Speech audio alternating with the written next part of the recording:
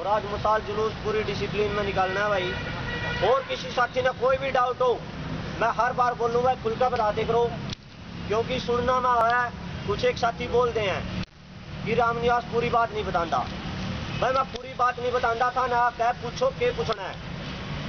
और ऐसा आज तक 1% भी ये नहीं हुआ भाई हमने पूरी बात ना बताई हो। और भी कमेटी के सदस्य उन तक पूछे करो। अब भी मौका है, पूरा दिन में थारे बीच में रहूं, पूरी रात थारे बीच में रहूं, कुछ पूछो। थाने लगता भाई पूरी मेहनत नहीं कर रहा, यहाँ कुछ बात छुपा रहा है, तो बाद में बताने की बजाय, बाद में अफसोस करने की बजाय पहले और साथियों का भी बताओ, मरते भी बताओ भाई उराम नहीं अब कमी लग रही है, पूरा ये बात छुपा रहा है या कुछ भी है। क्लियर करके चलोगे तो विश्वास बनेगा। और भाई बात दबा कर चलोगे तो हमने भी बहुत दुख होगा और साथियों ने भी होगा। विश्वास का बल पर ये आंदोलन 10 महीने तक चला है। हमने विश्वास का बल पूरा तक लाने काबिल है। हम कोई अलग नहीं, सारे वर्ग यहाँ शरीर में भी था कमजोर हो गए, लेकिन सबका विश्वास था, सबने विश्वास दिखाया। आंदोलन काफी आगे गया है और काफी आगे नहीं, जीत तक पक्का लेकर जाएंगे इसमें। अगर जितना था साथ की उम्मीद करे, मैं खुद कह रहा हूँ सबसे ज्यादा मेहनत करेंगे, बिल्कुल सबसे ज्यादा। लेकिन जितनी था बोली जाएगा इतनी मेहनत करो, उतनी करो और जीत भी बिल्कुल पक्की होगी भाई साहब। अपने जो कॉमरेड हैं वो कितना साथ दे रहे हैं, घर परिवार ने त्याग कर दूसरा तीसरा दिन अपने बीच में बैठे रहे हैं, तो उनका कोई निजी स्वार्थ नहीं है। वो अपने बिल्कुल अपने परिवार की तरह लाए हैं, बेटा बेटी की तरह लाए हैं भाई ये हैं। वो पूरी ताकत लगा रहे हैं और आगे एक महापंचायत का आयोजन करा है 8 तारीख ने। इसमें भी हम अपनी जो अब तक का आंदोलन है बिल्कुल पूरी पब्लिक का सामना कराएंगे भाई सरकार क्या कर रही है, हमने क्या करा क्या नहीं, पूरा विवरण उन तक सौंपेंगे भाई। आगे का क्या रास्ता निकलेगा वो 8 तारीख ने सबसे जरूरी है। ठीक है, अब मिसाल जुलूस की तैयारी करेंगे सारे साथी।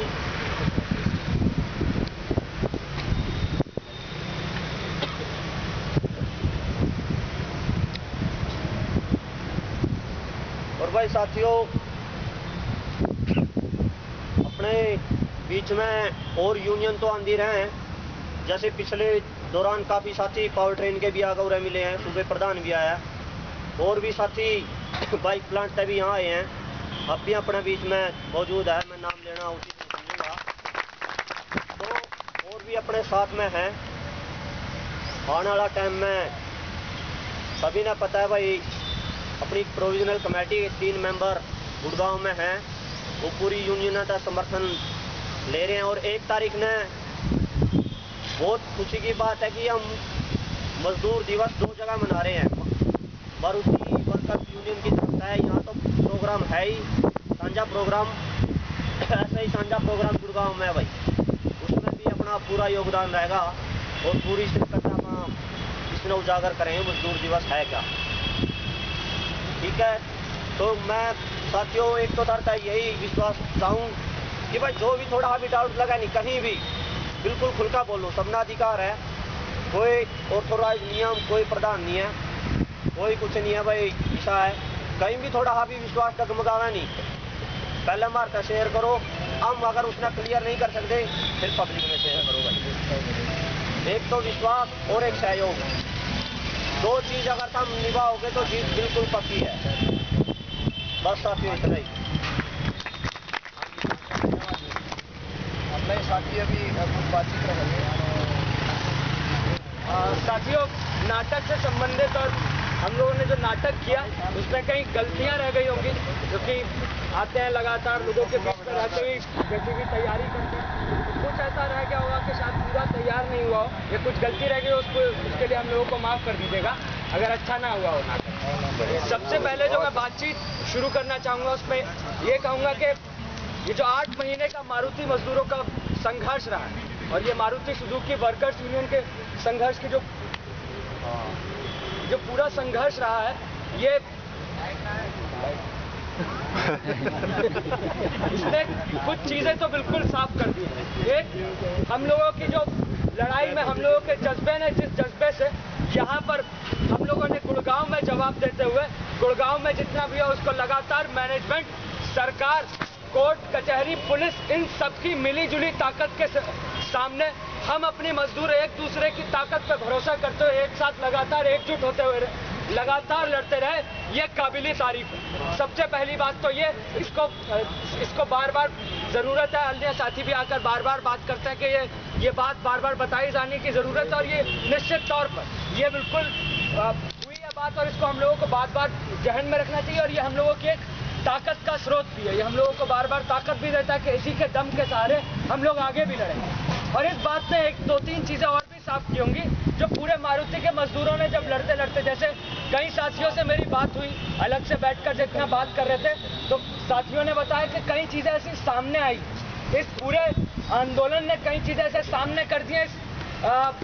एक चीज खोल कर रख दी है कि ये पूरी व्यवस्था, ये पूरा ढांचा दो हिस्सों में बटा हुआ है। एक तरफ मजदूर खड़े हुए हैं जो अपनी लड़ाई को लड़ रहे हैं, यूनियन के जरिए पूरी बात करते हुए अपने हक अधिकार की बात करते हैं। दूसरी तरफ ये मैनेजमेंट खड़ा है, ये सरकार खड़ी है, ये सरकार के, चाहे वो हुड्डा खड़ा हो, चाहे ये डीसी कार्यालय जो यहाँ पर बना हो, चाहे वो कोर्ट कचहरी बनी हो जिन्होंने हमारे साथियों को जेल में भेजा हो, ये सबके सब तो एक साथ है।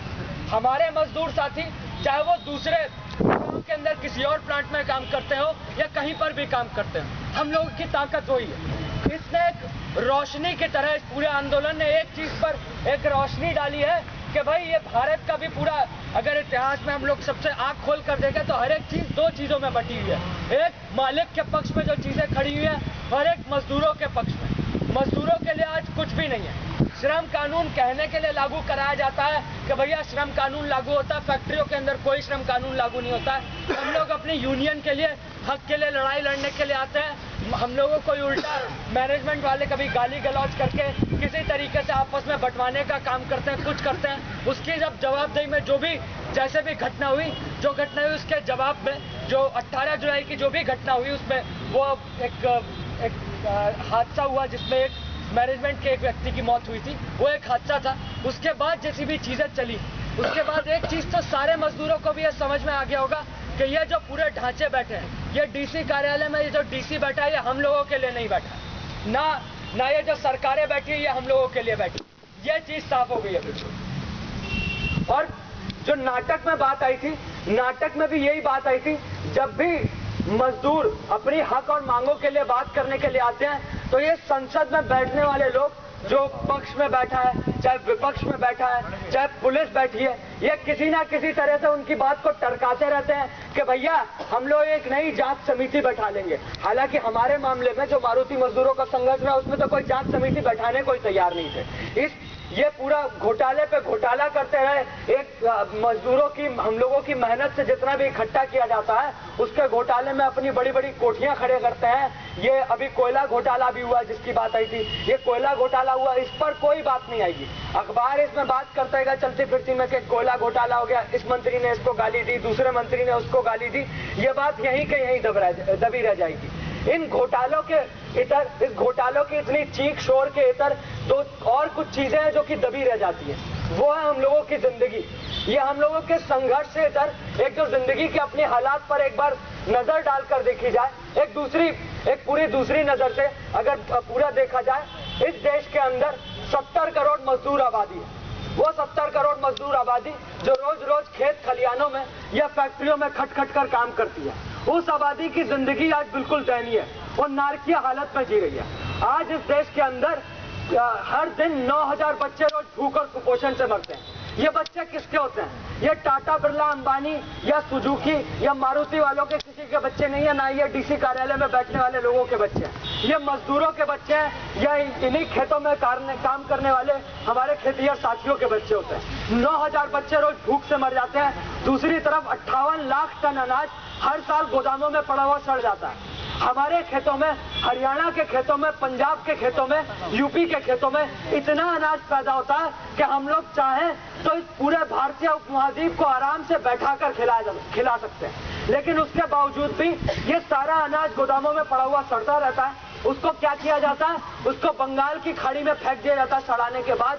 उसको विजय माल्या की कंपनी को, किंगफिशर को शराब बनाने का कॉन्ट्रैक्ट दिया जाता है। जब अनाज सड़ जाता है उससे शराब बनती है। उसके बाद जब अनाज और सड़ जाता है उसको कुत्तों के खाने के लिए पेडिग्री में डॉग फूड जो होता है उसको पैकेट में बंद करते हैं। फिनलैंड और डेनमार्क में कुत्तों के खाने के लिए भेज दिया जाता है। मजदूरों के बच्चे भूख से मरे, कोई फर्क नहीं पड़ता। ये सरकार इसी तर्क पे चलती है, ये पूरी व्यवस्था इसी तर्क पर चलती है। कुछ लोगों का मुनाफा बनता रहे, बाकी चाहे लोग खटे पिसे मरे, उनको इससे कोई फिक्र नहीं, कोई उनको इससे असर नहीं पड़ता है। और इसमें किसका मुनाफा बनता है? अनाज को सड़ाने से किसका मुनाफा बनता है कि अगर अनाज, जैसे सुप्रीम कोर्ट ने पिछले साल 2 बार कहा सरकार को कि भाई जो अनाज सड़ रहा है उसको आप लोगों के बीच में बांट क्यों नहीं देते मुफ्त में। तो हमारे देश के प्रधानमंत्री खुद ये बोल पड़े कि भाई अगर अनाज मुफ्त में बांटा गया तो इससे 2 चीज होंगी। पहली चीज, किसान पैदा करना बंद कर देंगे अनाज। अरे कितनी बेवकूफी की बात है, किसान किस लिए पैदा करता है? क्या किसान इसलिए पैदा करता है कि वो लगातार पैसा कमाता जाए, हर एक चीज करता जाए? सबसे पहले तो अनाज इसलिए पैदा हुआ कि लोगों तक पहुंचेगा ना। और दूसरी वो बात जो मनमोहन सिंह ने कही, वो ये कही थी कि अगर ये अनाज मुफ्त में बांटा गया तो बड़ी बड़ी एग्रोबेस जो कंपनियां, शक्ति भोग आटा कंपनी, रिलायंस फ्रेश, जितनी भी एग्रोबेस कंपनियां हैं उनका मुनाफा मारा जाएगा। और यही व्यवस्था की सच्चाई है, कुछ कंपनियों का मुनाफा बनता रहे। इसी के लिए ये सारी सरकार, ये सारी सुप्रीम कोर्ट, डीसी कार्यालय, हर कोई इसी के लिए बैठा हुआ है और ये इन्हीं के लिए सारी नीतियां बनाते हैं। इस देश का मजदूर, इस देश का किसान रोज रोज खटता है, पिसता है, काम करता है। उसकी जिंदगी में सिर्फ एक चीज मिलती है कि उसको रोज रोज मेहनत करनी होती है, अपना पेट का गड्ढा बनना होता है, और वो भी अब तो छिनता जा रहा है। हम लोग जितना भी काम करते हैं उसके बाद मुश्किल से हम लोग दाल रोटी खा पा रहे हैं। कुछ मजदूर होते हैं जो लगातार काम में होते हैं, लेकिन इस देश में हर वक्त, हर समय करीब 26 करोड़ ऐसी आबादी है जो बेरोजगार रहती है। हम लोग जिस समय फैक्ट्रियों में काम कर रहे होते हैं, 26 करोड़ लोग बेरोजगार बाहर बैठे होते हैं। इसका कारण क्या? ये कारण तमाम साथी आते बोलते कि एक पूंजीवादी व्यवस्था, यही पूंजीवादी व्यवस्था, इसका और कोई नहीं है। अलग अलग बात आती रही होगी, कई साथी बात करते रहेंगे, लेकिन मुझको लगा क्योंकि नाटक में आई है, फिर से एक बात करनी जरूरी है और इस बात को हम लोगों को बार बार करना जरूरी है। यही पूंजीवाद है जिसके अंदर यही मुनाफे का राज जो चलता है कि कुछ लोगों का, टाटा, बिरला, अंबानियों का, मारुति सुजुकी के मालिकों का मुनाफा बनता रहे। तमाम मजदूर मेहनत करेंगे, खटेंगे, पिसेंगे, उसके बावजूद इतना ही मिलेगा जितने के अपना पेट का गड्ढा भर सके और अगले दिन फिर से मेहनत के लिए कर सके। ये सारी गाड़ियां जो बनकर जाएंगी, ये सारे धन्ना सेठों के पास जाएंगी। इस देश का मजदूर झुग्गियों में रहने को मजबूर होगा। इस देश का सारी आबादी सड़क, फुटपाथ पर रहने को मजबूर होगी। एक बड़ी आबादी भीख मांगने को मजबूर होगी मंदिरों के आगे, उन तमाम मुटल्लों के आगे, रोज रोज खाने के लिए प्रसाद के आगे मरती रहेगी। लेकिन उनके पास जितने बड़े बड़े जितने भी संसाधन है वो दबा कर बैठे रहते हैं, वो लोगों तक वो सारी चीजें पहुंचने ही नहीं देते। अब जैसे ये बात, ये व्यवस्था में ये साफ है, ये चीज होती रही है। इसको बदला कैसे जा सकता है? इसको पूरा उखाड़ देने का रास्ता क्या होगा? एक रास्ता जो समझ आता है कि भाई ये कर सकते हैं कि हम लोग चुनाव लड़ते हैं, कि भाई जैसे अभी यहाँ पर तमाम ऐसे लोग होंगे जो ईमानदार होंगे। कई साथियों से यहाँ पर हमारी बात हुई थी, साथी कह रहे थे कि जैसे नायक फिल्म में अनिल कपूर आया था, उसने एक ही दिन में अंदर आकर सब चीजों को ठीक कर दिया था। वो एक बार मुख्यमंत्री के पद पे गया था, उसने सारी व्यवस्था ठीक कर दी थी। तो एक बार 65 साल के अपने इतिहास पर जरा गौर से डालकर देखा जाए। हम लोगों ने तमाम चुनावबाज पार्टियों को चुनकर देख लिया, कांग्रेस, भाजपा, सपा, बसपा, सीपीआई, सीपीआईएमएल, हर चुनावबाज पार्टी को अपना कर देख लिया गया। और हर चुनावबाज पार्टी यही करती है, उसका अंतिम में मुद्दा यही होता है कि भैया पूंजीपतियों को लुटाओ और मेहनत का जो जनता है उसको लूटो पूरे ढंग से। उनके लिए सारा बजट जितना बनता है, सारी नीतियां जितनी बनती है, उसमें जम करके यही किया जाता है कि जितना भी मालिक, जितने भी बड़े बड़े ठेकेदार, बड़े बड़े दुकानदार, ये जो मालिक वर्ग है, इसके लिए सारी नीतियां बनाई जाती है, इसके ऊपर ढंग से लुटाया जाता है। इस साल का ही बजट लीजिए, करीब 14 लाख करोड़ का बजट था। उस 14 लाख करोड़ रुपए के बजट में से लगभग 80% रुपए सिर्फ 2% आबादी, जो बड़े बड़े टाटा, बिरला, अंबानी घराने आते हैं, उन लोगों को बेल आउट पैकेज के तौर पर कि भाई मंदी चल रही है, उन लोगों को टैक्स करके मुफ्त देने के तौर पर, या इस तौर पर देखें कि भाई टाटा, बिरला, अंबानी यहाँ पर जमीन को उनको मुफ्त में दिया जाए कि यहाँ पर उत्पादन करेंगे और उसमें ढंग से काम करेंगे। लेकिन इस देश के मजदूर इस पिछले 10 सालों के अंदर 2 लाख किसान आत्महत्या कर चुके हैं, उनको कोई सरकार बेल आउट पैकेज नहीं देती है, उस बजट में से उसका हिस्सा कुछ नहीं देती है। और ये बजट भी कहीं हवा में से नहीं टपक रहा है। हम लोग जो रोज रोज मेहनत करते हैं, उसके बाद जो हम लोगों को जो मजदूरी मिलती है, उसके बाद हम लोग जो भी सामान खरीदते हैं, चाहे हम लोग सिगरेट खरीदते हो, बीड़ी खरीदते हो, आटा चावल चीनी खरीदते हैं, उस पर से सरकार हमसे टैक्स वसूलती है। और 90% इस पूरे देश का जो बजट बनता है, जो सरकार खजाना भरती है, उसका 90% गरीब जनता देती है। उसके दम पर यह बजट बनता है, जिसको ये सारे मालिकों पर, ये तमाम चुनावबाज पार्टियां यही करती हैं, इन सारे मालिकों पर ढंग से जमकर लुटाने का काम करती है।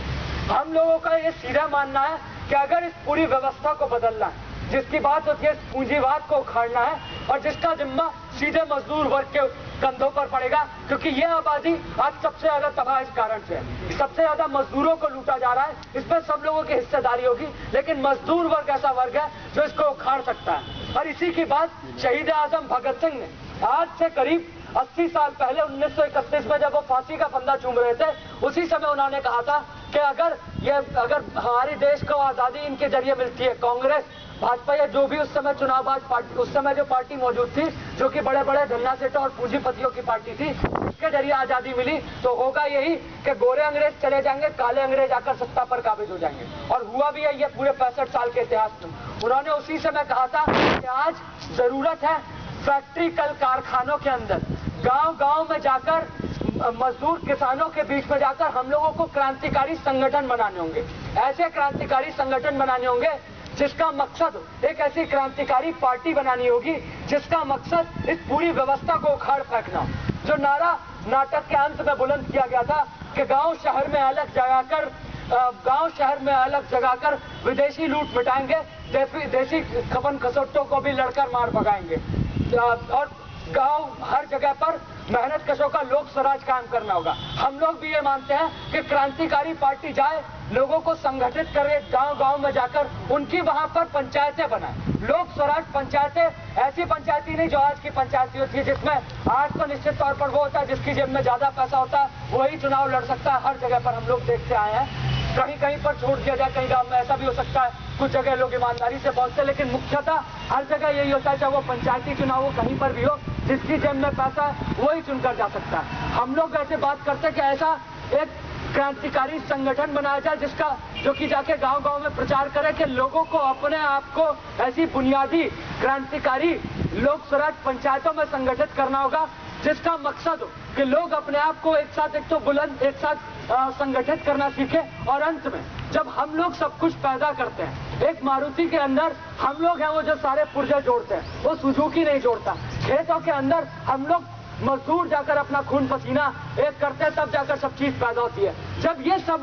जब मजदूर सब कुछ पैदा करता है तो मजदूर इसका बंटवारा भी अपने आपस में कर सकता है। हम लोगों को इन दलालों की, इन मालिकों की जरूरत नहीं है। हम लोगों के ऊपर सिर पर बैठकर कानून बनाकर इन मालिकों की सेवा करने के लिए हम लोगों को इन मालिकों की जरूरत नहीं है। और इसी की बात करते थे भगत सिंह, और हम लोग भी वो बात करते आए कि आज हम लोगों को ऐसी क्रांतिकारी पार्टी बनानी होगी जिसका मकसद देशव्यापी स्तर पर लगातार लोगों के बीच में प्रचार करना कि हम लोगों को इस पूरी व्यवस्था को उखाड़ फेंकना होगा, इनकलाब लाना होगा।